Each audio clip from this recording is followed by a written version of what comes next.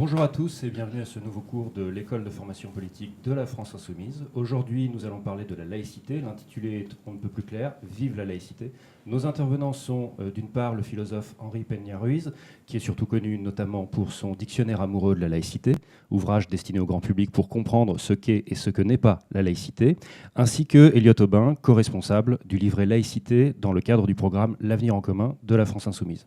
Donc nous allons maintenant commencer ce cours. Je vous laisse la parole. Merci Thomas, bonjour à toutes et à tous. On a effectivement voulu consacrer ce cours à la question de la laïcité, qu'on va essayer d'aborder sous trois parties.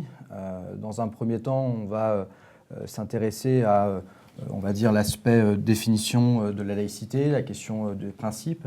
Dans un second temps, on va parler des propositions, notamment du livret laïcité qui a été mis en œuvre lors des présidentielles. Et puis, dans un troisième temps, la question des malentendus et des contresens en matière de laïcité.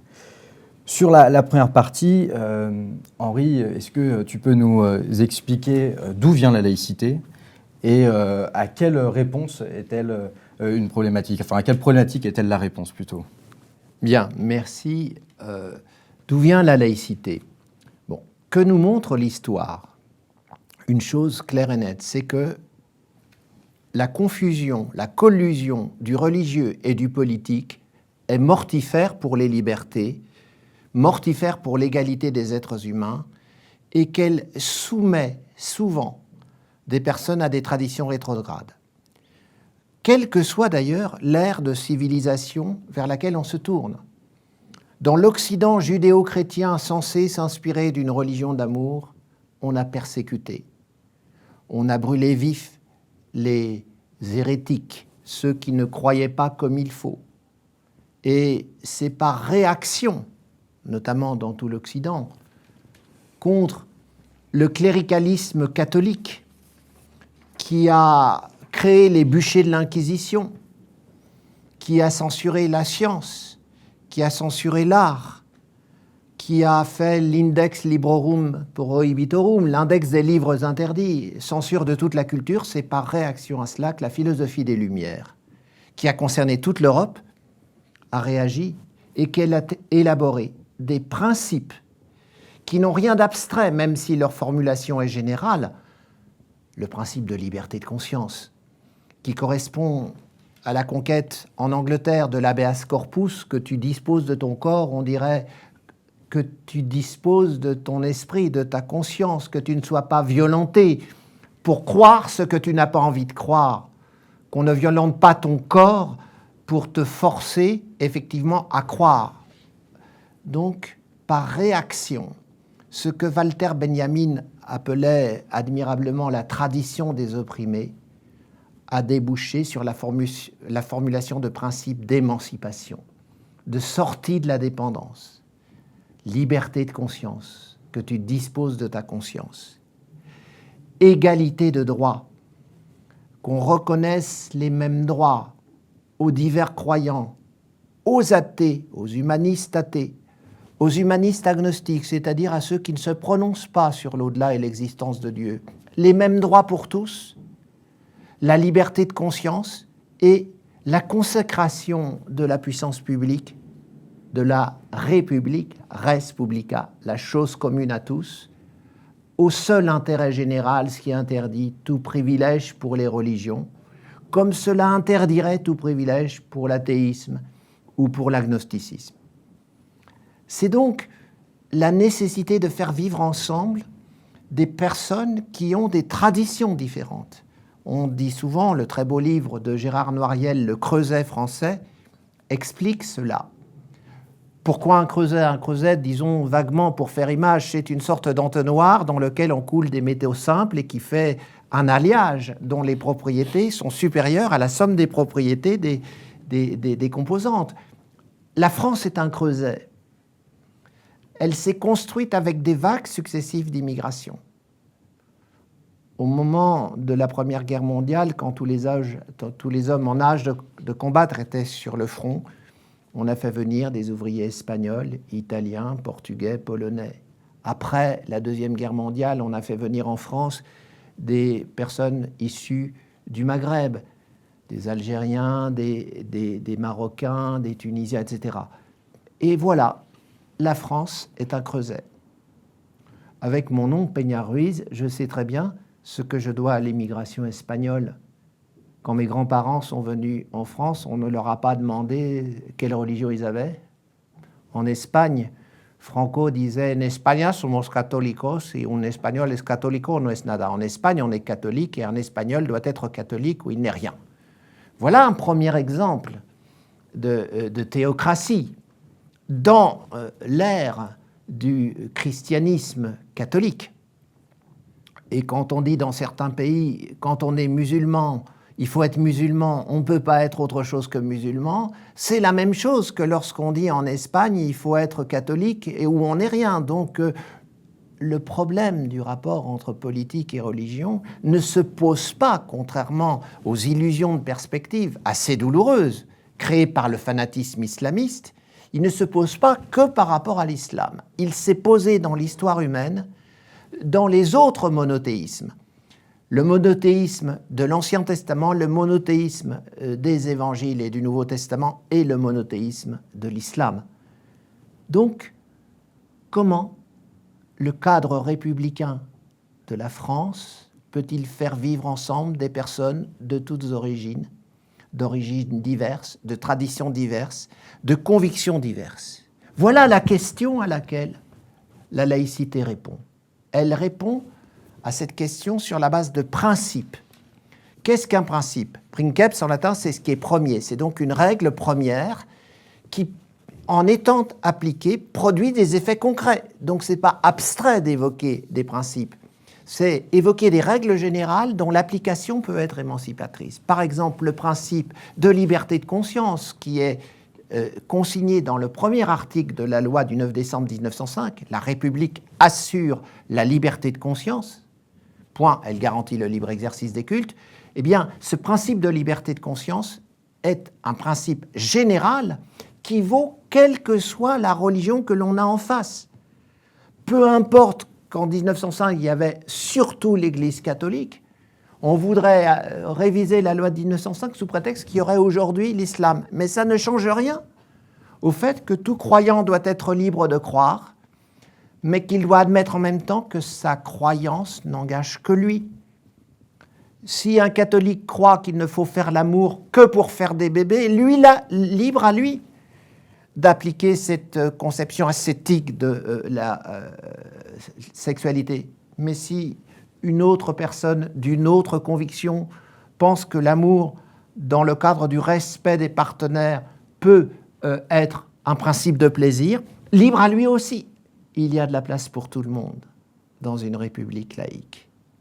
Alors, définissons, puisque Eliot me demandait de définir la laïcité. Un mot grec, laos, désigne la population indivise. On parlait du Laos, de la plaine d'Attique. Et quand on dit le Laos en grec, on se réfère à toute une population saisie dans son unité, sans qu'un groupe soit distingué par rapport à un autre groupe qu'il dominerait. Il y a donc dans la résonance étymologique du mot laïkos, Laos, membre du Laos, une idée forte d'universalité de la communauté humaine. L'homme est présent dans tout être humain, qu'il soit femme ou homme, c'est l'humanité qui est présente dans tout être humain. On pourrait être plus précis pour éviter les confusions entre l'acception machiste de l'homme et la désignation de l'essence générique de l'humanité. L'humanité est présente en tout être humain. Comme le disait Montaigne dans le livre 2 des Essais, chaque homme porte en lui la forme de l'humaine condition. Dès lors, si chaque homme porte en lui la forme humaine de condition, il n'y a aucune raison pour faire une discrimination entre les croyants et les athées ou entre les croyants des différentes religions. Les êtres humains doivent être traités rigoureusement à égalité, ce qui évidemment interdit tout privilège de la religion, mais cela interdirait tout aussi bien tout privilège de l'athéisme, comme il y en eut à certaines époques de l'Union soviétique stalinienne. Donc définissons si on veut bien faire une définition raisonnée, non pas dogmatique, mais qui s'adresse à la raison et qui peut-être aussi s'adresse au cœur comme l'intuition de ce qui est bon de tout être humain, pour tout être humain. On appelle laïcité le principe d'union de tout le peuple, laos, qui se constitue par un cadre juridique et politique, constitué par l'union de 3 principes, comme dans la devise républicaine. Premier principe, liberté de conscience. Chacun est libre de croire ou de ne pas croire, mais son humanisme religieux ou son humanisme athée n'engage que lui. Deuxième principe, l'égalité de droit et de traitement de toutes les familles, de toutes les familles spirituelles. Il faut traiter à égalité les humanistes athées, les humanistes agnostiques et les humanistes religieux. Il faut les traiter à égalité. Il n'y a aucune raison de laisser se maintenir des privilèges comme en Europe ou par exemple en Allemagne où on collecte l'impôt religieux par l'impôt sur le revenu des personnes physiques. C'est quand même incroyable. Ou comme en Angleterre où les cérémonies de l'Église anglicane accompagnent tous les actes publics. Et en France, ceux qui oublient le fait qu'un élu est représentant de tous les citoyens et de toutes les citoyennes de France et qu'il n'a pas à s'afficher du côté d'une religion, pas plus que du côté de la libre pensée ou de l'humanisme athée, c'est un principe simple à comprendre, limpide. Liberté de conscience, égalité de droit et orientation de la puissance publique vers le seul intérêt général. Ainsi, la République est vraiment digne du nom qu'elle porte étymologiquement. Res publica, la chose commune à tous. Donc la laïcité, c'est l'affirmation de la devise républicaine sous une autre modalité. Liberté de conscience, égalité de droit et de traitement de toutes les convictions spirituelles et orientation de la puissance publique vers l'intérêt général. Il n'est pas d'intérêt général de construire des lieux de culte, il est d'intérêt général de construire des hôpitaux où seront soignés les citoyens croyants, athées et agnostiques à égalité, sans que l'on fasse de différenciation. Voilà le beau principe de laïcité. Et je dirais qu'il y a quelque chose d'assez émouvant quand on y réfléchit. Dans la laïcité, il y a d'abord un universalisme. La laïcité vise l'égalité de tous les êtres humains. Elle est bonne pour tous les êtres humains. Elle est bonne pour les croyants autant que pour les athées. Elle est bonne pour les croyants autant que pour les athées, puisque, effectivement, elle énonce un bien commun par-delà les différences. Et si je voulais être encore plus précis, je dirais en deçà des différences. Avant de nous différencier entre des athées, des croyants des diverses religions et des agnostiques, nous sommes des êtres humains. Et donc, ce qui découle de la reconnaissance de notre humanité, l'humain d'abord, ce qui en découle, c'est effectivement un égal traitement de tous les êtres humains. Donc, résumons-nous, un triptyque très proche de la devise républicaine définit la laïcité. Liberté, égalité, universalité, avec des traits d'union, comme disait Victor Hugo, entre les 3 mots, et non pas des virgules. Les 3 mots sont indissociables. Il n'y a pas laïcité dans les pays d'Europe où l'on traite mieux les croyants que les athées, ou dans le fanatisme islamiste où on dénie aux athées le droit d'être athées. Ces islamistes qui sont athéophobes, mais qui voudraient interdire l'islamophobie. Eux pratiquent l'athéophobie ou la catholicophobie. Nous reviendrons sur l'usage de ces termes, usage piégé, auquel il ne faut pas se laisser prendre. Voilà une première définition, une définition de la laïcité qui est un idéal limpide, qui ne nie pas les différences, mais qui ne les accepte que dans les limites des lois communes. Ces lois communes, dira-t-on, ne sont-elles pas un héritage culturel particulier à l'Occident judéo-chrétien? Non. Puisque ces lois communes, comme l'histoire le montre, elles ont été conquises à rebours de la tradition occidentale catholique, à rebours de la France comme fille aînée de l'Église, comme on définissait la France de l'Ancien Régime. Autrement dit, la laïcité est le produit d'une conquête de la tradition des opprimés. chère à Walter Benjamin, c'est une conquête à rebours des traditions les plus rétrogrades, et c'est très important de le dire, parce que, par exemple, les femmes, grâce à l'émancipation laïque, peuvent jouir de l'égalité des sexes. On ne naît pas femme, on le devient, disait Simone de Beauvoir à la Libération. Eh bien oui, il faut que les déterminants sociaux et religieux de l'assignation de la femme au second sexe soient raturés et qu'on rappelle effectivement l'égalité des sexes en se déliant de la loi commune. On voit d'ailleurs qu'on ne s'en prend pas à la religion en faisant ceci, mais à la transformation de la religion en un projet de domination politique. Voilà quelques remarques pour introduire la notion même de laïcité. La question qui se pose une fois qu'on a défini la laïcité sous ce triptyque, c'est comment est-ce qu'on applique une stricte application de ce principe-là. Et donc, la question qui se pose, c'est comment, en tant qu'élu, on peut être un défenseur de l'idéal laïque au quotidien dans son mandat. Alors, je crois qu'il y a plusieurs pièges. Il y a le piège du clientélisme électoral, il y a le piège de la confusion délibérée entre le culturel et le cultuel. Et je vais prendre quelques exemples très concrets qu'il ne faut surtout pas suivre, à savoir l'exemple de Gérard Collomb, qui, en tant que maire de Lyon, participe chaque année à une cérémonie qui s'appelle la cérémonie du vœu des échevins, et qui est une cérémonie religieuse au cours de laquelle le maire de Lyon remet un écu d'or au cardinal Barbarin pour le remercier de la bénédiction de la ville. Et on est du coup dans la symbolique même de la soumission du politique aux religieux. Et Gérard Collomb est coutumier du fait de manière générale. Il a co-organisé aussi avec Laurent Wauquiez, il y a 1 an et demi, un pèlerinage sous invitation là aussi du cardinal Barbarin, un pèlerinage au Vatican pour recevoir des conseils de la part du pape. Et le déplacement de Gérard Collomb s'est fait sur des dons sur l'argent public. Donc voilà un certain nombre d'exemples à ne surtout pas suivre.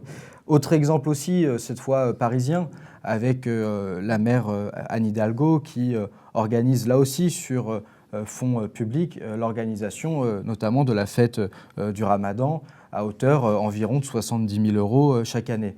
Et donc avec l'argent public. Avec l'argent public. Et donc on peut se demander quel autre usage aurait pu être fait de cet argent et surtout d'un usage de dons d'intérêt général. Voilà quelques exemples on va dire de clientélisme délibéré, de ces élus qui jouent sur la confusion entre le culturel pour affirmer, on va dire, un soutien au culte. Et donc, du coup, cette confusion-là, elle est condamnable et elle doit être dénoncée.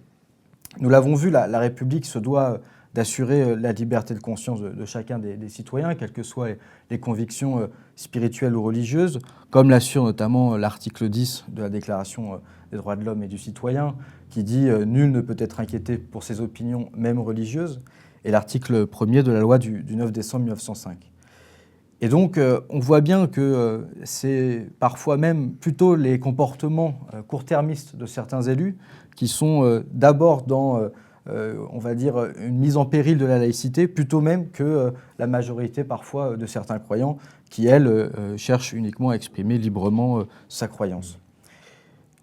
Et donc, on pourrait se demander ce qu'on attend de la part de nos élus. On pourrait imaginer que nos élus soient d'abord et avant tout en première ligne pour défendre la question laïque autour de ce triptyque-là, de garantir à la fois la liberté de conscience, de garantir à la fois l'égalité des droits et donc une lutte contre les discriminations en quelque sorte, et évidemment rendre tout ce qui est le pot commun récolté par l'ensemble du contribuable, croyant ou non croyant, à vocation d'intérêt général et à des projets universels.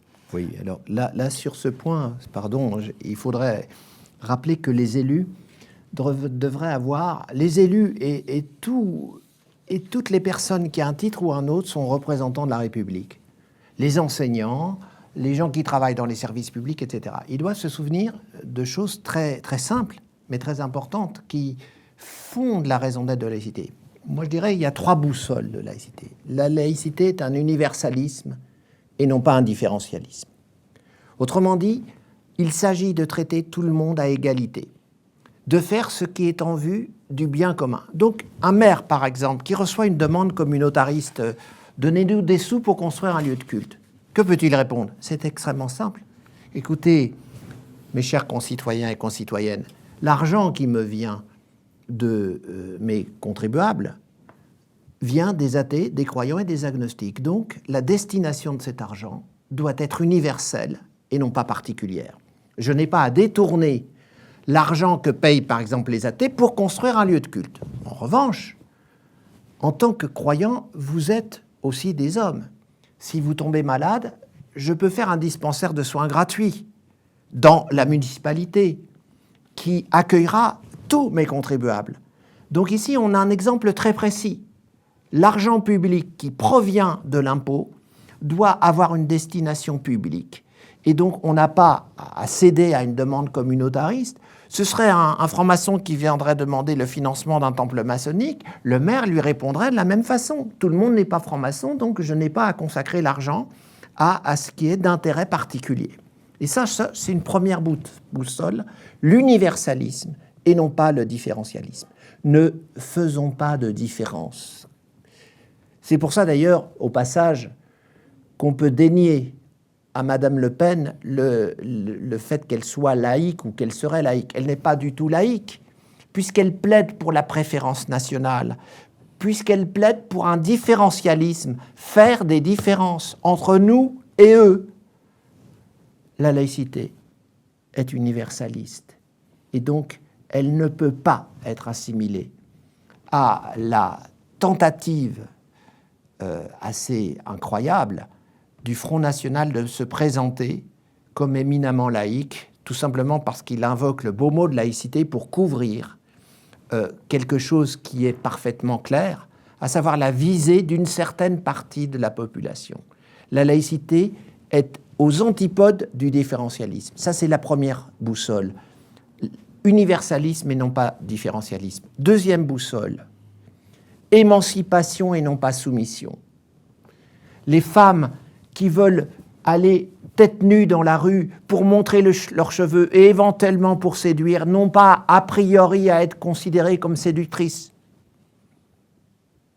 Mais le problème d'ailleurs, il ne n'est pas seulement par rapport au fanatisme islamiste. Dans le fanatisme catholique du parti des dévots qu'attaque Molière dans Tartuffe, c'est exactement le problème. Vous savez, cette scène de Tartuffe où Tartuffe dit à Dorine, dont les seins sont un peu visibles, « Cachez ce sein que je ne saurais voir par de pareils objets, les âmes sont blessées, et cela fait venir de coupables pensées. » À quoi Dorine répond magnifiquement, c'est Molière qui parle bien sûr, « Vous êtes bien prompt à vous échauffer, monsieur. À la tentation, je ne suis pas si prompte. Je vous verrai tout nu, du haut jusqu'en bas, que toute votre peau ne me tenterait pas. » C'est Molière qui prend à rebours toute la tradition catholique de vouloir cacher les femmes. Eh bien, appliquons la même conception que Molière au problème du voilement unilatéral d'un sexe par un autre. Donc, quand il s'agit de laïcité, il ne s'agit pas de soumission, mais d'émancipation. L'émancipation, c'est un beau mot, qui veut dire la sortie du mancipium. À Rome, le pater familias, quand il jugeait que le jeune homme, on ne parlait pas encore des jeunes femmes, hélas, était capable de vivre de ses propres ailes, il lui permettait de sortir du mancipium, le domaine qu'il tenait sous sa main, manus capere. Et l'ex-mancipatio, l'émancipatio, c'est la sortie de la dépendance. Donc la deuxième boussole, et ça fait que la laïcité est une exigence, qui est rejetée par les traditionalistes, par les gens tenant du patriarcat, dans les trois monothéismes d'ailleurs, parce que les trois monothéismes assignent la femme au rang du second sexe. Le judaïsme traditionnel, le catholicisme et l'islam. Donc, ne faisons pas de différence sur ce plan-là. Il n'y a pas un monothéisme pour racheter l'autre. Pourquoi ? Parce que les gens qui ont écrit les textes normatifs de ces religions étaient tributaires eux-mêmes des préjugés de leur époque.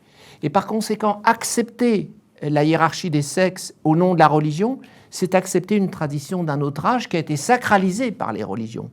Et en découplant la loi civile de la loi religieuse, on émancipe et on ne soumet pas. Et le troisième principe, c'est évidemment que, en refusant que l'intérêt général passe après l'intérêt particulier, on fait rejoindre le combat laïque et le combat social.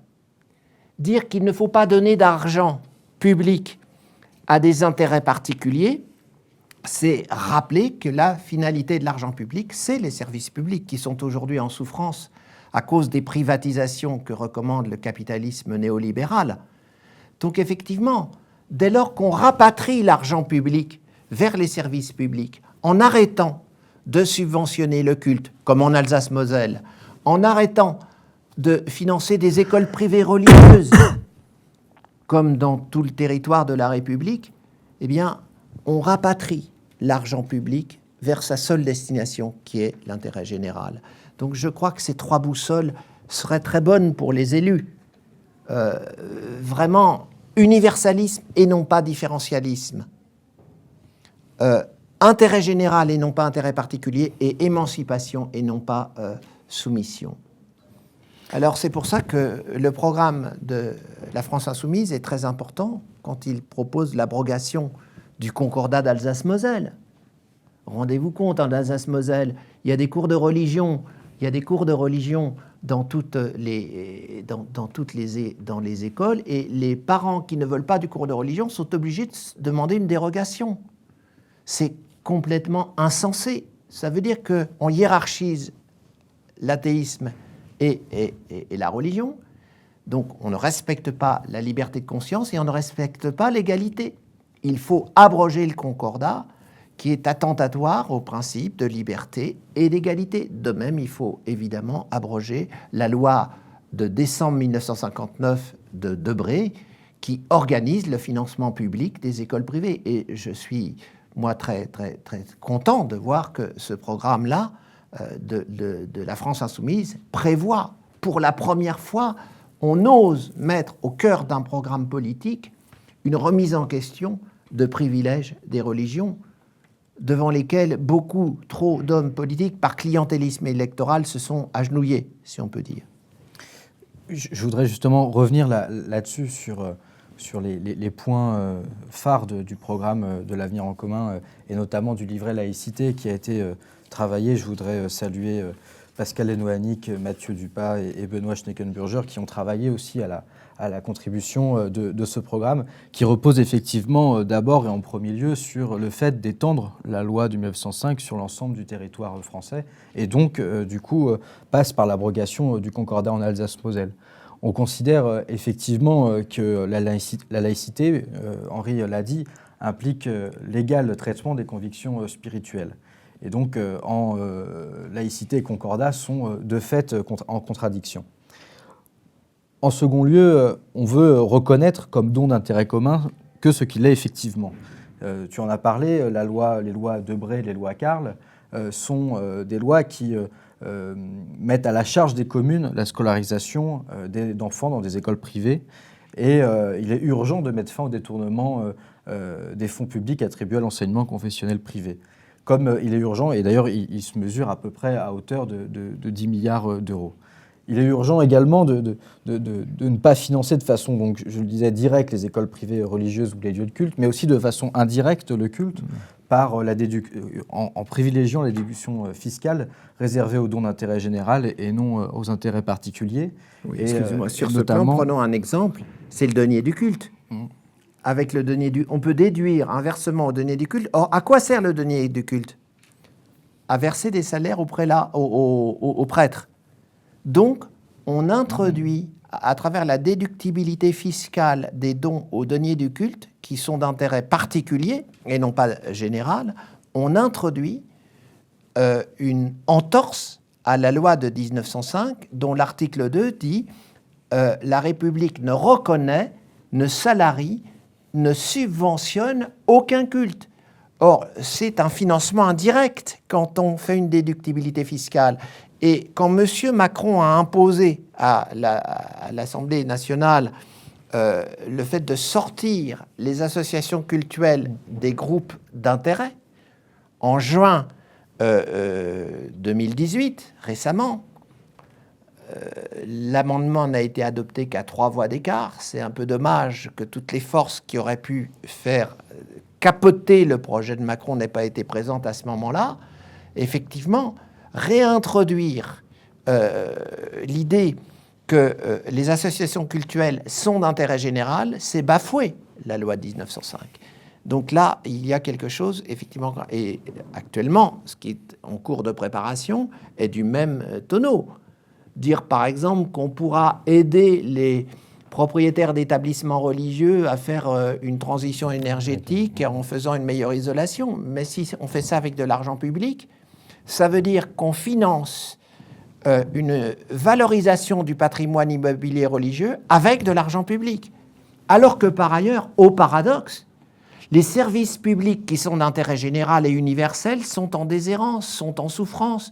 Les hôpitaux manquent d'infirmières, de médecins, etc. Donc, effectivement, là, il y a un cruel paradoxe. Et on voit à quel point, ici, la laïcité est importante pour le combat social.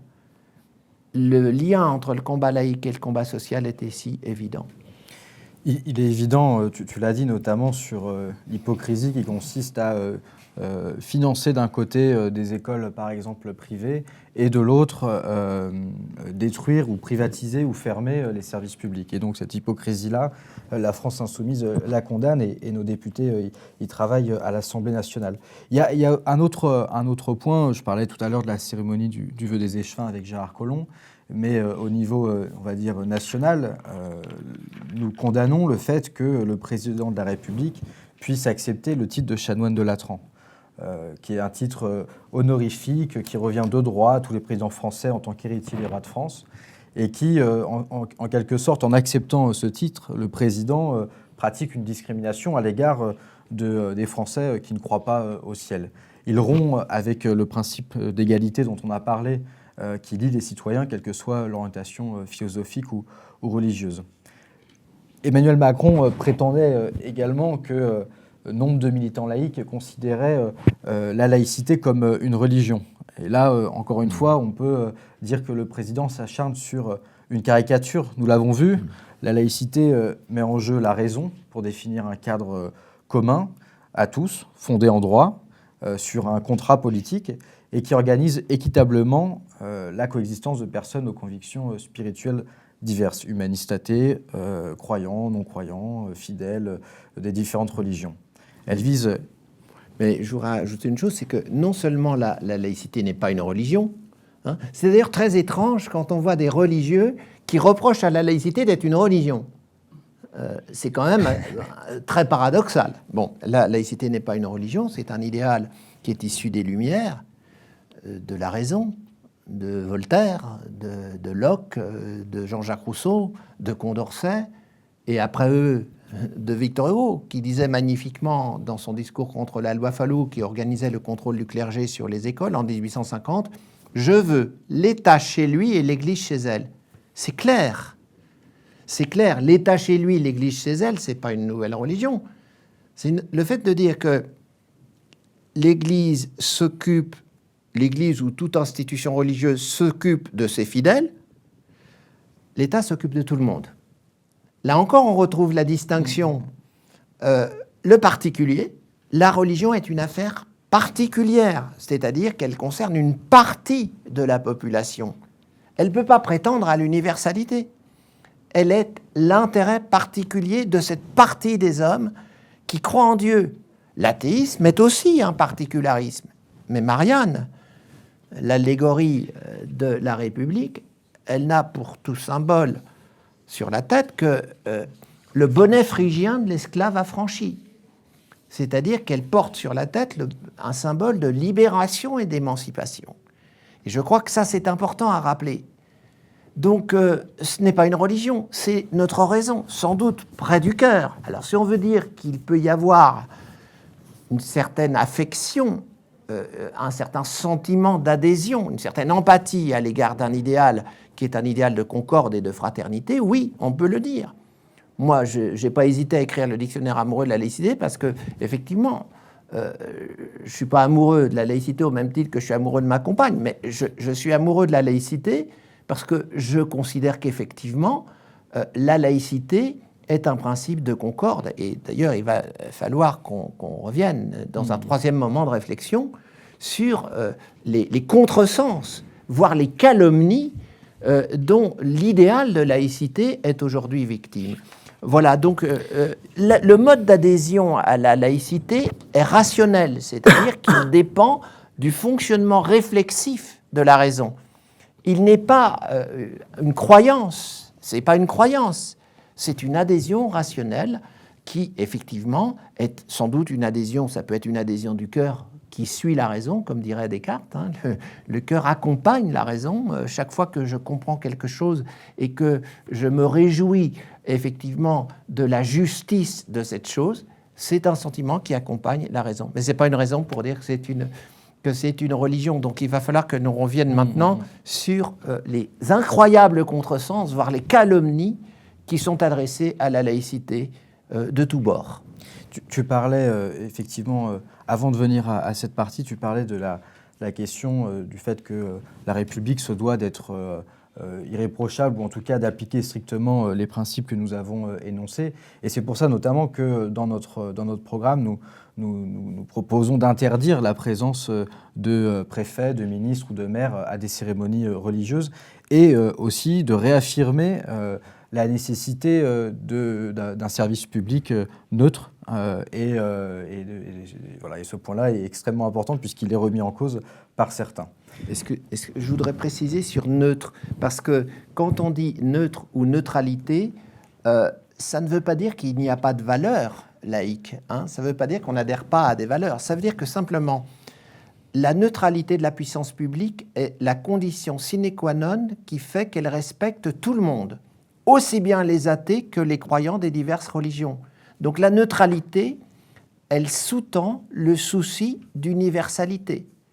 D'ailleurs, dans le creuset français, seule la neutralité des institutions publiques est acceptable par des populations qui sont issues de diverses traditions. Et c'est en s'élevant du particulier à l'universel, c'est-à-dire en rompant avec la France comme fille aînée de l'Église catholique, pour devenir la France de tout le monde, la France des croyants, des athées, des agnostiques, que la République a évidemment décidé de la neutralité. Par exemple, un enseignant dans sa classe ne doit pas prendre parti pour la religion ou pour l'athéisme, parce qu'il blesserait tel ou tel élève. C'est évident, et il en va de même pour toutes les personnes qui sont représentants de la puissance publique. Donc il faut beaucoup insister sur ce caractère neutre de la République. Ce caractère neutre, et je pense qu'il y a une figure assez exemplaire sur ce plan-là, peut-être pas sur d'autres, c'est Georges Clemenceau. À la fin de la Première Guerre mondiale, évidemment, il n'y a pas de famille en France qui ne compte un mort ou des blessés ou des mutilés, etc. Et l'Église, l'archevêque de Paris décide de donner un Tédéum à Notre-Dame de Paris. Le gouvernement y est invité. Réponse de Georges Clemenceau, en application de la loi de 1905, toute récente. Nous sommes en 1918. Le gouvernement ne siégera pas à Notre-Dame de Paris parce que une cérémonie religieuse est d'ordre particulier, même si, en l'occurrence, il s'agit d'une émotion partagée.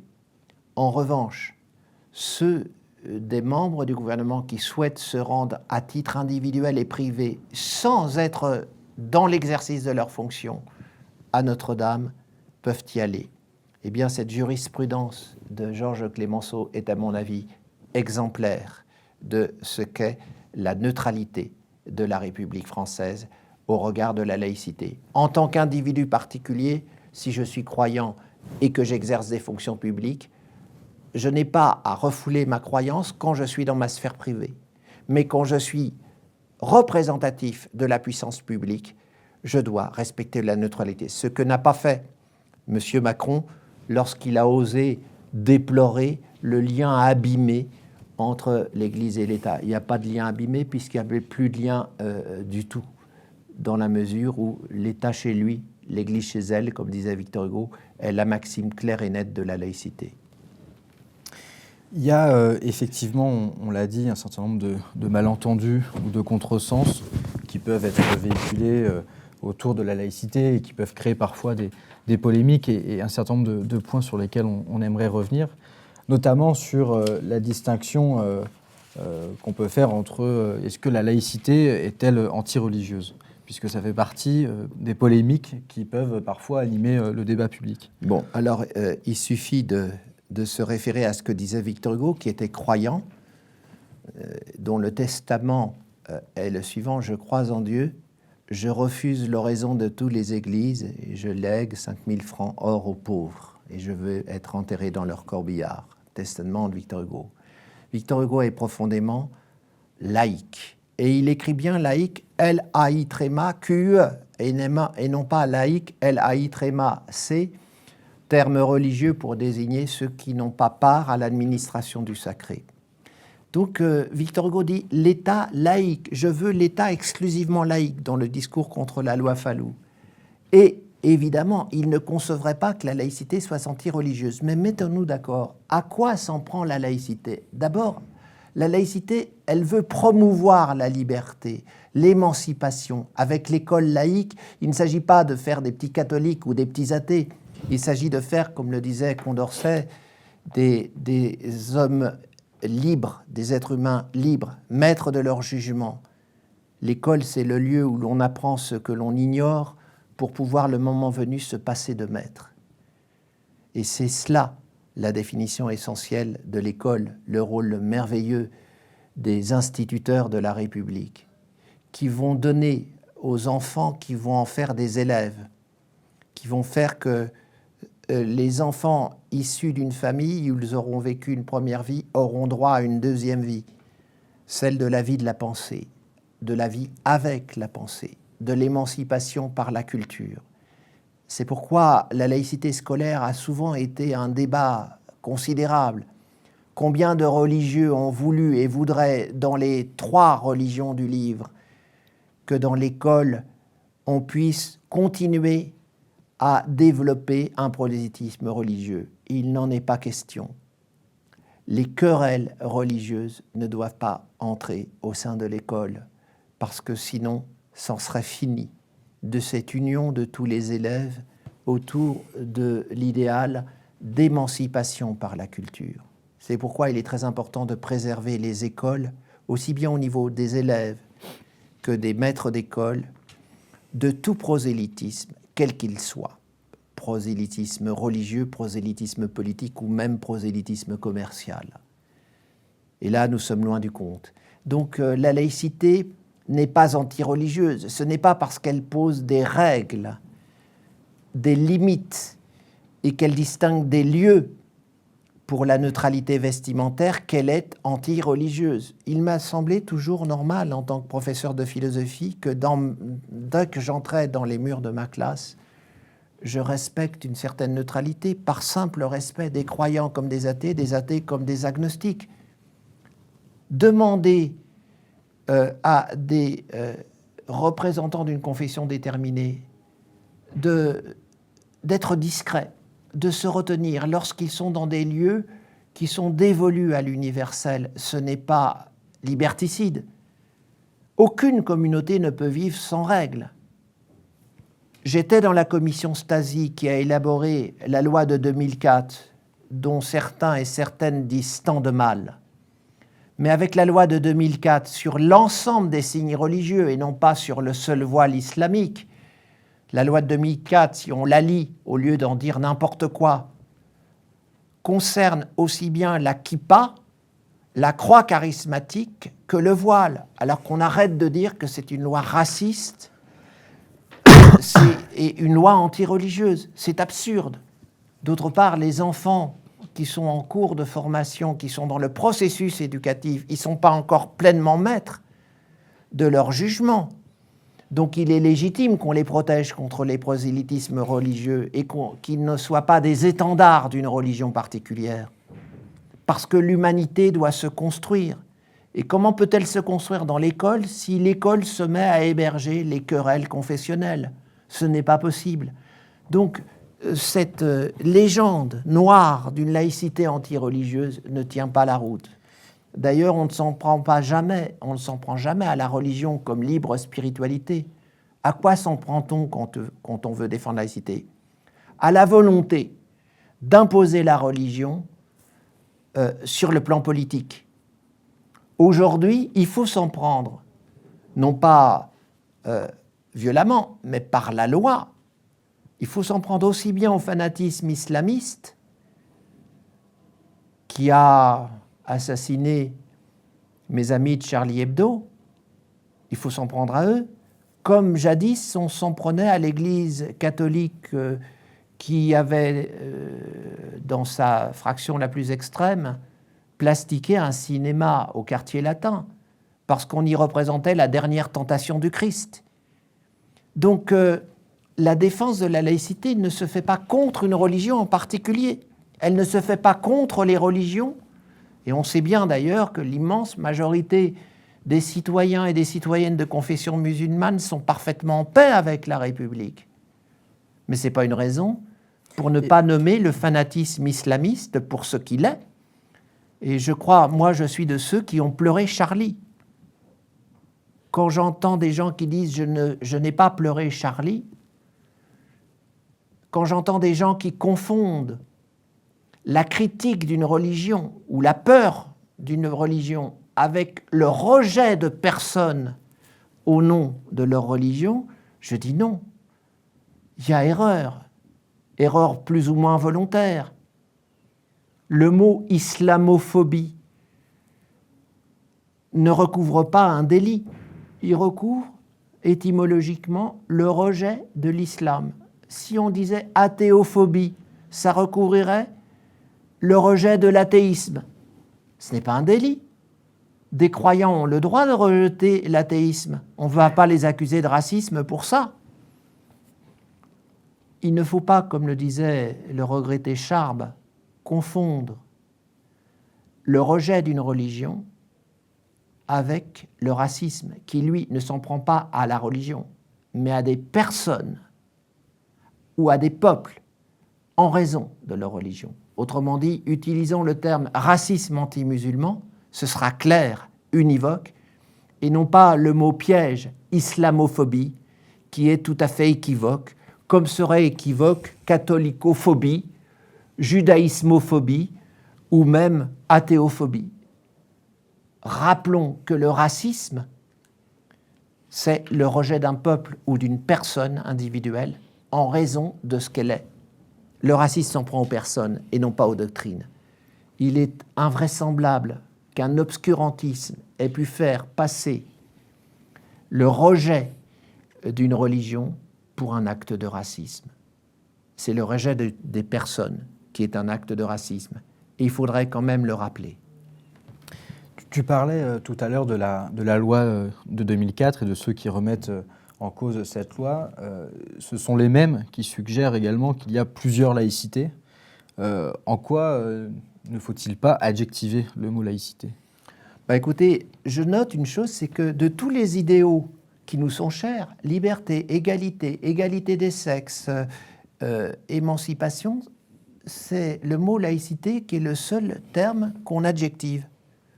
Mais l'adjectif qu'on accole au mot laïcité est évidemment une polémique hypocrite. Quand on dit laïcité ouverte, ça veut dire que la laïcité tout court serait fermée. Est-ce qu'on pourrait dire je suis pour l'égalité des sexes, mais une égalité des sexes ouverte? Ouverte à quoi? Un résidu d'inégalité? Donc effectivement, arrêtons avec les adjectifs. Arrêtons d'ailleurs avec l'idée qu'il y a plusieurs laïcités. Quand je lis un livre qui s'appelle « Les 7 laïcités françaises », je me précipite sur ce livre et je vois « laïcité concordataire ». Mais c'est quoi laïcité concordataire? C'est un cercle carré. Est-ce que vous connaissez une figure géométrique qui a en même temps les propriétés du cercle et les propriétés du carré? Non. Parce que dans le cercle, tous les points sont équidistants du centre, pas dans le carré. Eh bien, dans la laïcité, il y a égalité de traitement de toutes les convictions spirituelles. Donc une laïcité ne peut pas être concordataire. Une laïcité concordataire, c'est une contradiction dans les termes. Donc quand on ajoute des adjectifs, quand on va chercher plusieurs laïcités, le but est toujours le même. Invalider, relativiser un idéal. Et il faut rester ferme. De même, lorsqu'on ose affirmer, comme certaines et certains, que la laïcité serait un racisme d'État, on se moque du monde. Est-ce qu'on y croit vraiment? Le racisme, c'est le fait déjà de poser qu'il y a des races. On sait très bien depuis Darwin qu'il n'y a pas de race parmi les hommes. L'humanité forme une seule et unique race ou une seule et unique espèce, l'espèce humaine. Le concept de race n'est pertinent que pour les animaux.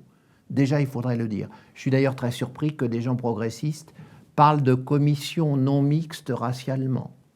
Utiliser le concept de race à propos des êtres humains est complètement aberrant.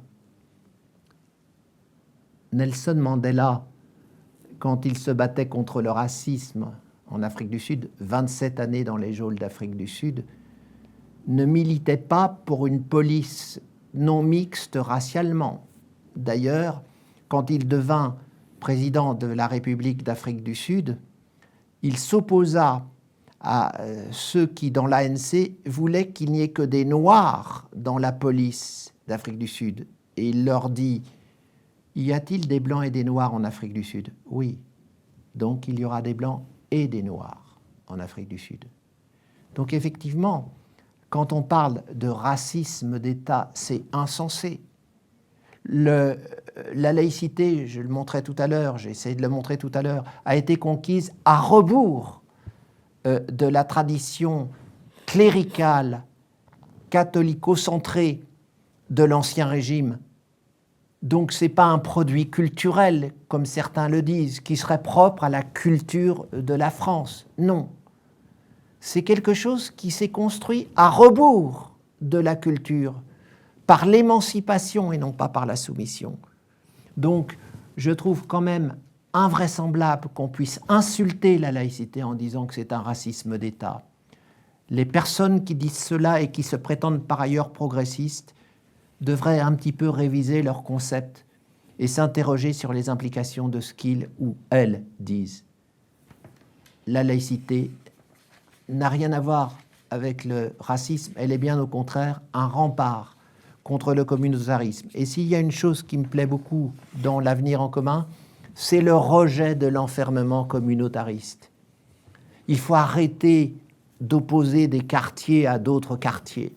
Soyons universalistes. Ne pensons plus sous le terme de race qu'il faut penser sous le terme de classe. C'est Karl Marx lui-même qui disait la lutte d'émancipation des ouvriers américains qui sont blancs passe par l'émancipation des Noirs. Il y a un très beau texte de Karl Marx dans le Capital, je ne résiste pas au plaisir de le lire, qui dit cela. Aux États-Unis d'Amérique, toute volonté d'indépendance de la part des ouvriers est restée paralysée aussi longtemps que l'esclavage souillait le sol de la République. L'esclavage des Noirs, bien sûr. Le travail sous peau blanche ne peut s'émanciper là où le travail sous peau noire est stigmatisé et flétri. Marx était universaliste. D'ailleurs, il disait « La classe ouvrière est universelle ». Pourquoi disait-il cela? Parce que pour la première fois dans l'histoire, une classe n'aspire pas à intervertir le dominant et le dominé, mais à faire en sorte qu'il n'y ait plus jamais de domination. Et je crois que cet universalisme qui est banni par certains au nom d'une identité culturelle racisée, il faut le défendre. Évidemment, il faut le défendre en commençant par dire qu'il n'a rien à voir avec le pseudo-universel colonialiste. Sur ce point, la leçon de Claude Lévi-Strauss dans Race et Histoire, dans sa leçon magistrale à l'UNESCO en 1953, est très importante. Ce n'est pas parce que l'universel a été usurpé par les colonialistes, qu'ils seraient colonialistes par essence. Délivrons l'universel de sa captation intéressée, de la même façon qu'il faut délivrer la laïcité de sa captation intéressée par le Front National, qui n'a jamais été laïque. La preuve, Madame Le Pen trouve tout à fait normal que M. Ménard place une crèche chrétienne au sein de la mairie de Béziers, alors qu'une crèche chrétienne, c'est quoi? C'est une mise en scène de la nativité du Christ. Donc c'est un objet cultuel et non pas culturel. Mais j'ai entendu des gens dire « Ah, mais il y a des santons de Provence ». Oui, la tradition des santons de Provence est culturelle. Sauf que dans la crèche chrétienne, ce culturel est enrôlé au service du cultuel. Et on définit donc un objet parce qu'il en définit l'essence. Et donc, placer une crèche au sein de la mairie de Béziers, c'est dire, voilà, nous, catholiques, on a le droit d'usurper la puissance publique. Mais eux, musulmans, n'ont pas le droit. Et donc, évidemment, ce n'est pas cette façon de faire qui peut représenter la laïcité. La laïcité traite à égalité toutes les religions. D'ailleurs, je rappelle que la loi de 2004 mettait en exemple de signes religieux bannis de l'école non seulement le voile, mais aussi la croix charismatique et la kippa. Il faut le rappeler. C'est donc un universalisme. Il n'est pas question de faire des différences. Et d'ailleurs, en 1905, la loi a été élaborée parce que par rapport à l'Église catholique, non. Elle a été élaborée par rapport à toute religion, toute conviction spirituelle. Il n'est pas nécessaire de la changer parce qu'aujourd'hui, l'islam a pris de l'ampleur en France. Henri, tu parlais tout à l'heure dans la boussole que tu nous as présentée, la distinction entre émancipation et soumission. Est-ce que tu peux redonner quelques exemples plus concrets? Alors, oui, bien sûr. L'émancipation, donc, on l'a dit tout à l'heure, c'est le processus de sortie de la dépendance. C'est vraiment ce qui fait que l'être humain accède à une humanité qui est libre, qu'il va cultiver librement. Alors, on peut prendre des exemples d'émancipation dans différents champs culturels. J'en verrai un premier à propos de quelque chose qui est terrible, c'est l'excision du clitoris. L'excision du clitoris est interdite en France. Au nom de quoi? Est-ce que c'est au nom de la culture particulière de la France? Non, pas du tout. C'est au nom des droits humains qui ont été conquis justement en France à rebours de la culture traditionnelle, puisqu'en France aussi on a pratiqué les mutilations, en France aussi on a torturé. Il faut voir comment le chevalier de la Barre a été torturé avant d'être brûlé vif. Il faut voir comment Jean Calas, en 1762, a été martyrisé avant qu'on le tue. Donc, effectivement, avec le supplice de la roue, etc. Donc, je crois qu'il faut poser la question, non pas en disant que ce serait une culture qui chercherait à en opprimer une autre, mais en disant que c'est au nom de références qui transcendent la diversité des cultures, parce que ce sont des références universalistes. Nul être humain ne peut accepter de gaieté de cœur d'être mutilé, même si on l'y conditionne. Donc effectivement, l'excision du clitoris qui se pratique, notamment dans certaines tribus maliennes et sénégalaises, est une excision qui se fait au nom d'une certaine conception plus ou moins religieuse de la sexualité, et c'est un délit en République. Et c'est pas au nom d'une culture qu'on dit que c'est un délit, c'est au nom du droit de tout être humain à avoir un corps entier, à rester entier ou à rester entière, puisque c'est de la petite fille qu'il s'agit. L'excision du clitoris consiste, comme son nom l'indique, à priver la petite fille de son clitoris, donc à priver la femme d'une partie de son appareil sexuel, à la priver à tout jamais de la jouissance clitoridienne, à rendre éventuellement le rapport sexuel, à en faire quelque chose de terriblement douloureux. Eh bien, on interdit l'excision du clitoris, non pas au nom d'une culture, contre une autre culture, mais au nom des droits humains. Et c'est très important. là, premier exemple, donc, ce n'est pas la culture globalement que l'on rejette d'un peuple, c'est telle pratique oppressive que l'on juge à partir d'une référence dont on ne peut pas contester la portée universelle. On pourrait dire la même chose à propos des témoins de Jéhovah, dont certains, de façon, lorsqu'ils sont extrémistes, refusent une transfusion sanguine pour un enfant malade, par exemple, qui requiert cette transfusion pour survivre, et au nom d'un verset du Lévitique, interprété littéralement, qui interdirait le mélange des sangs, certains témoins de Jéhovah refusent la transfusion sanguine. Que faire? La République laïque répond: non-assistance à personne en danger, homicide volontaire, 2 délits qui ne dépendent pas d'une culture particulière, mais qui dépendent de l'inscription des droits humains au fondement même de la Constitution républicaine et laïque. Au nom de cela, on fera la transfusion parce que un enfant n'est pas la propriété de ses parents. Ce n'est pas une chose possédée comme on possède un objet. Un enfant, il s'appartient à lui-même. Il a d'ailleurs une personne juridique et morale qui doit être respectée.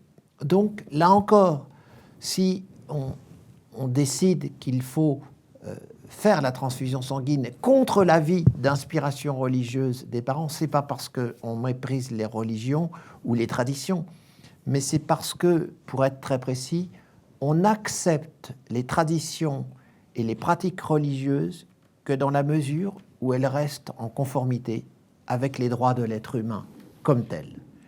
Donc c'est clair là, c'est donc là encore une émancipation par rapport à des traditions rétrogrades. C'est comme l'histoire des petits pieds des femmes chinoises qui faisaient que les petites filles étaient martyrisées avec des souliers pour garder des petits pieds. Et on a aboli ça à juste titre. Donc l'émancipation, c'est cette remise en question de la dépendance. On pourrait prendre effectivement un autre exemple, c'est l'interdiction faite à la femme de montrer ses cheveux, alors qu'on n'interdit pas aux hommes de montrer leurs cheveux dans la religion musulmane. Mais pourquoi l'interdirait-on aux femmes? J'évoquais tout à l'heure Tartuffe et la critique de cette attitude lorsqu'elle était le fait du christianisme, parce qu'elle l'a été jusqu'à quasiment la moitié du XIXe siècle, et elle ne l'est plus parce que la tradition des opprimés, des femmes, a remis en question ce sexisme différentiel, cette hiérarchie des sexes, cette idée que c'est la femme qui séduit, alors que l'idée claire, c'est que c'est pas à la femme de cacher son corps, c'est à l'homme de maîtriser ses pulsions. Et si on ne dit pas ça, on ne dit pas l'essentiel. Donc effectivement, sur ces 3 exemples, le voilement unilatéral d'un sexe, l'excision du clitoris et la transfusion sanguine, la République laïque, effectivement, choisit le parti de l'émancipation et non pas de la soumission. Voilà les 3 exemples qui me semblent justifier la laïcité. Certains reprochent à la laïcité de mépriser la diversité culturelle. Est-ce que tu peux préciser aussi? Là encore, il y a véritablement une incompréhension. C'est peut-être plus une incompréhension qu'une mauvaise foi. Il faut revenir à l'ambivalence du concept de culture. Si on reprend par exemple l'étymologie du mot culture, j'aime bien l'étymologie parce que c'est la formation des mots, donc c'est au plus frais de la formation du langage qui dit les choses. Et se tromper sur les mots, on sait bien que c'est souvent se tromper sur les choses. Donc revenons à l'exactitude sur les mots. Que veut dire colere en latin? Ça veut dire soigner. L'agricultor, c'est celui qui soigne la terre, qui trace les sillons, qui retire les pierres, qui prépare la terre pour qu'elle puisse produire ce qui est nécessaire à l'homme, un champ de blé, etc. L'agriculteur, donc, c'est celui qui prend soin pour améliorer, pour rendre la terre capable de produire ce qui est utile à l'humanité. Donc, il y a l'idée dans la culture, colérer, prendre soin, une idée dynamique de transformation du donné, de dépassement critique. Et on sait bien que l'être humain, en fait, c'est un être de culture et pas seulement de nature. C'est un être qui s'autoproduit par la culture. Ça, c'est le premier sens. Le sens, disons, chronologiquement le plus traditionnel. Mais c'est aussi un sens dynamique. Mais maintenant, quand Tarek Ramadan dit que les femmes disaient que les femmes qui ne se voilaient pas trahissaient leur culture,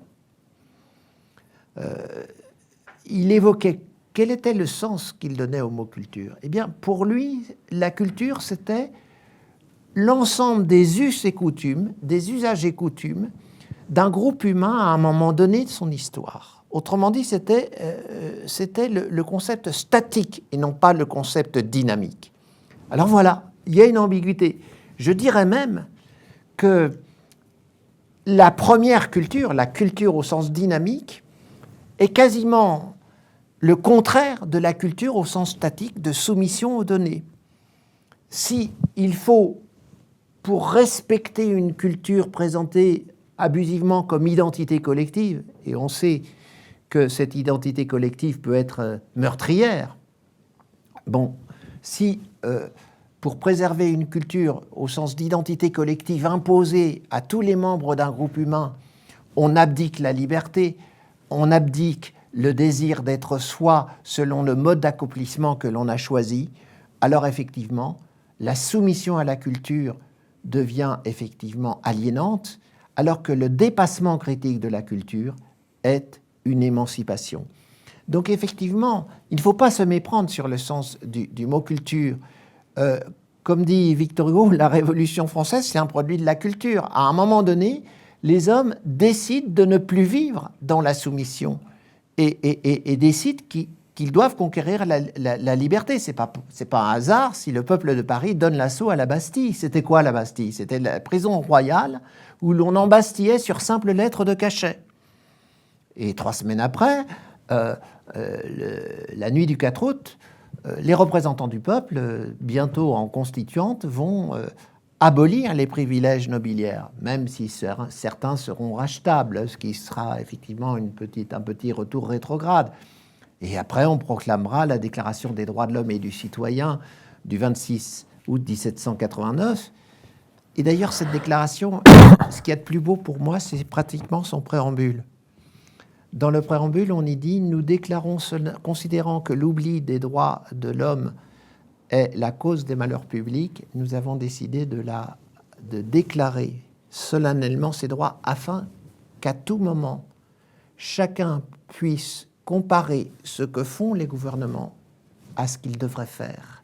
C'est-à-dire que chacun ayant en lui la norme, l'idée de ce qui doit être pour que l'humanité s'accomplisse, puisse toujours comparer ce que font les pouvoirs à ce qu'ils devraient faire.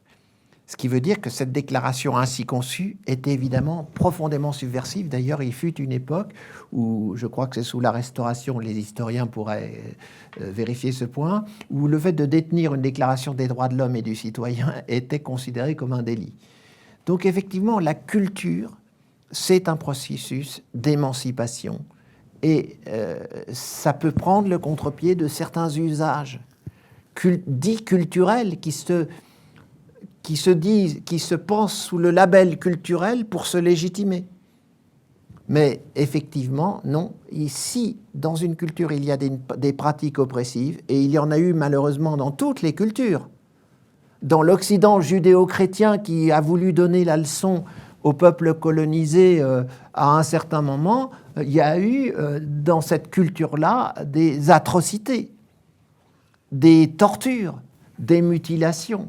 Donc effectivement, je crois qu'il faut s'entendre. Ce qui est respectable dans chaque culture, c'est ce qui est en conformité avec les droits humains conquis par la tradition des opprimés.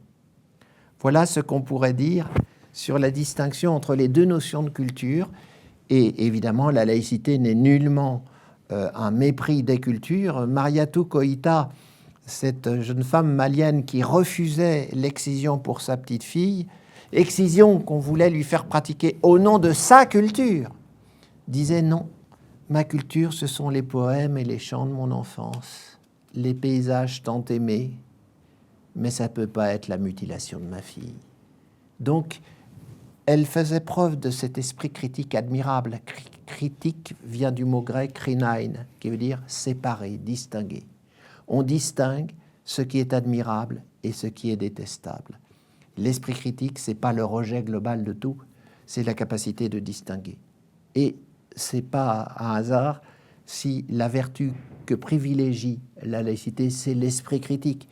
L'esprit critique n'est pas d'ailleurs l'esprit de critique, c'est la capacité de distinguer. Distinguer la religion de son usage politique.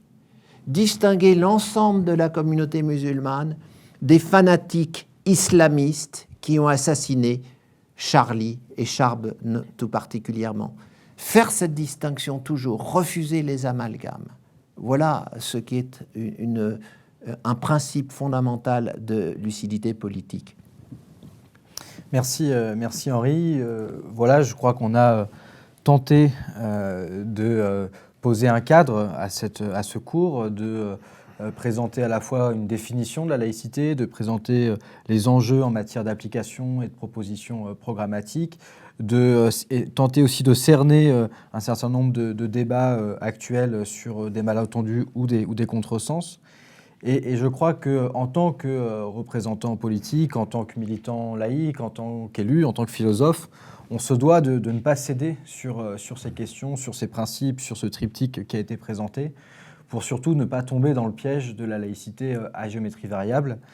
Et donc, c'est aujourd'hui le meilleur moyen aussi pour penser, P-A-N-S-E-R, les crispations culturelles qui peuvent traverser la société. Pour conclure, je crois que, Henri, tu souhaitais nous réciter un des hymnes de la laïcité et de son patrimoine littéraire, qui est La Rose et le Réséda.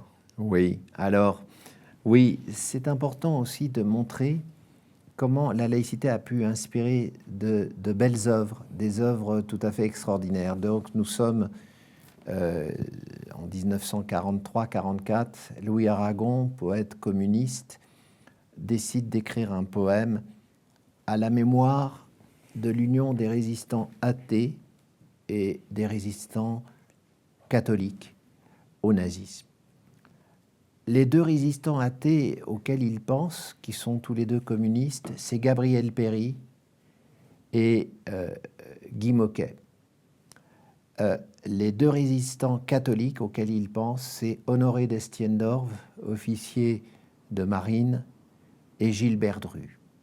Et dans la dédicace de Louis Aragon à ces quatre résistants, tous les quatre fusillés par les nazis, dans cette dédicace, il croise celui qui croyait au ciel et celui qui n'y croyait pas, comme si, effectivement, il importe peu que les êtres humains se séparent et se distinguent sur la question de l'existence de Dieu.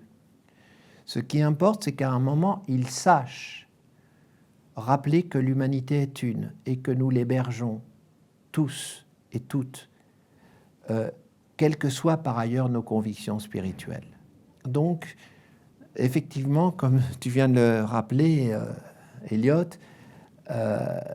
c'est peut-être un des plus beaux hymnes qu'on puisse faire pour la laïcité, puisque cet hymne montre qu'une cause commune peut réunir des êtres humains par-delà leurs différences de conviction, et que par conséquent, l'intolérance qui trop souvent a sévi, le fanatisme religieux qui a coûté par exemple la vie à mes camarades de Charlie Hebdo et qui leur a coûté la vie en raison d'une inspiration fanatique religieuse par une interprétation de certains versets du Coran, interprétation peut-être littérale, là où Averroès recommandait de faire une interprétation au second et au troisième degré, de prendre en compte l'historicité d'un contexte, etc. Il est très important qu'on puisse rappeler que celui qui croit au ciel et celui qui n'y croit pas sont capables de vivre ensemble dès lors que l'un et l'autre renoncent à imposer sa conception de la vie bonne. Je crois que dans les trois émancipations, il y a aussi cette idée que chacun doit être libre de choisir sa conviction spirituelle, on l'a vu, de choisir sa conception de l'accomplissement. On doit être libre d'être homosexuel ou hétérosexuel, de se marier, de se paxer, de rester célibataire tout en ayant des rapports multiples. On doit être libre pourvu que l'on respecte la loi commune. Et cette liberté, elle est essentielle, elle touche à l'être, puisque du choix de ma façon d'être découle mon être. Je me fais moi-même, et d'ailleurs, il n'y a pas d'identité achevée avant le moment où l'on rend son dernier souffle. Là, on ne pourra plus se réapproprier son être. Donc cette triple liberté, choisir sa conviction, choisir son mode d'accomplissement, choisir finalement son être en une identité narrative, dynamique, c'est ce qui caractérise les êtres humains. Et justement, la rose et le réséda dressent cet hymne à l'union du croyant et de l'athée. D'ailleurs, il y a une symbolique. La rose monte vers le ciel, la verticalité de la transcendance religieuse. Le réséda se répand sur la terre, l'humanisme qui voit dans l'appartenance à la terre, effectivement, la condition humaine sans référence à une transcendance. C'est-à-dire qu'il y a effectivement cette symbolique.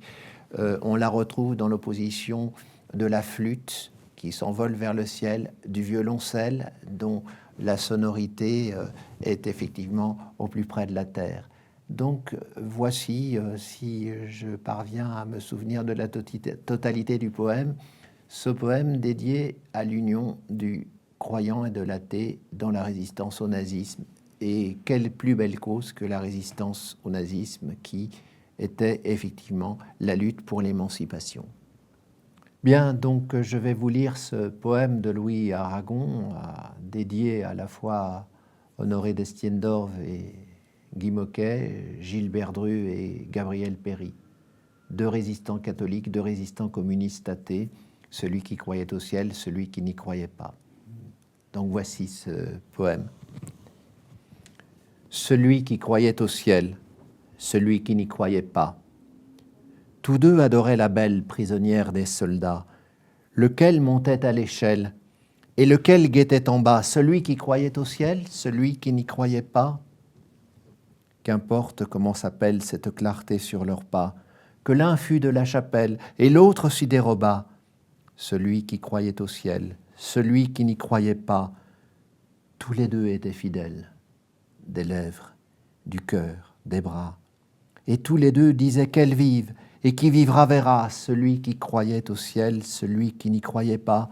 Quand les blés sont sous la grêle, fou qui fait le délicat, fou qui songe à ses querelles au cœur du commun combat, celui qui croyait au ciel, celui qui n'y croyait pas. Du haut de la citadelle, la sentinelle le tira par 2 fois, et l'un chancelle, l'autre tombe. Qui mourra? Celui qui croyait au ciel, celui qui n'y croyait pas? Ils sont en prison. Lequel a le plus triste grabat? Lequel, plus que l'autre, gèle? Lequel préfère les rats? Celui qui croyait au ciel, celui qui n'y croyait pas? Un rebelle est un rebelle. 2 sanglots font un seul glas. Et quand vient l'aube cruelle, passe de vie à trépas celui qui croyait au ciel, celui qui n'y croyait pas, répétant le nom de celle qu'aucun des deux ne trompa, et leur sang rouge ruisselle, même couleur, même éclat. Celui qui croyait au ciel, celui qui n'y croyait pas, il coule, il se mêle à la terre qu'il aima pour que la saison nouvelle mûrisse un raisin muscat. Celui qui croyait au ciel, celui qui n'y croyait pas, l'un court et l'autre a des ailes, de Bretagne ou du Jura, et framboise ou mirabelle. Le grillon rechantera, dite flûte ou violoncelle, le double amour qui brûla, l'alouette et l'hirondelle, la rose et le réséda.